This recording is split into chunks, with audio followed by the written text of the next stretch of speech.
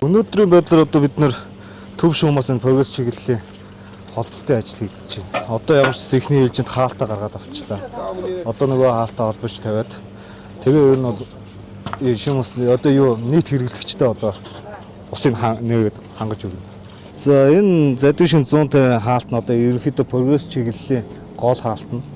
Тэгээ энэ хаалт маань одоо олон жил байсан одоо голон зэвэнд идэгдээд нөгөө хаалт нь өөрөө дутуу хаагдаж барьдаг болоод одоо бидний хувьд хэмжээ нь бол энэ хаалт нь бүрэн барихгүй байгаа болохоор бид нэр солихын тулд стандыг зогсоох ажил болоод одоо бид нар тэгээ энийг 150 бөмбөлгөө хаалтаар шинчил сольж байгаа.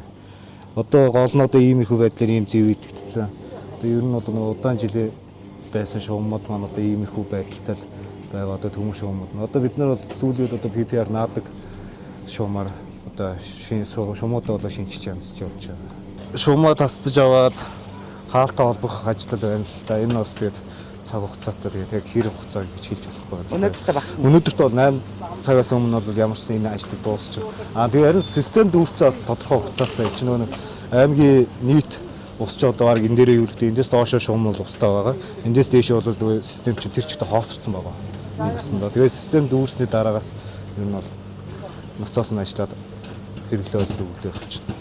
Тэгэхээр ер нь бол 8 цагтаа бол амжуулахыг л одоо хичээгээл явж байна. Өнгөрсөн 3 сард одоо манай доод чиглэлийн 36 айлын шуумын одоо олон жилийн насжилтаар гинт одоо задарсан. Тэн дээр бид нэр бас шуурх арга хэмжээр засвар үйлчлэгээсэн. Одоо гих мэтэр одоо тэр шуум бас одоо олон жилийн насжилттай шуумууд байгаа.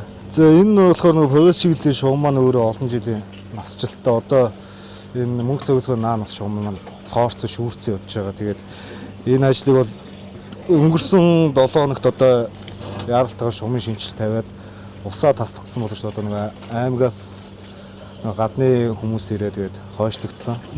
Тэгээд тэрний үүднээс одоо бид нэр өнөөдөр одоо усаа тасч одоо арга хэмжээ авч байна. Одоо эх 7 хоногоос бас бусад аймагуудаас бас эрүүл мэндийн хүмүүс бас ирцгэн гээд энэ хамралтын өдрөд боломжтой хугацаа нь болоод магадгүй тэгээд бид нэр одоо энийг засвараа хийхгүй байх юм бол одоо бид нэр тэр шуум маань илүү том задрах юм бол илүү эрсдэл генетикийн нөхцөл байдал үүсээ бид нэр усаа зогсоосоор аргагүй болчих.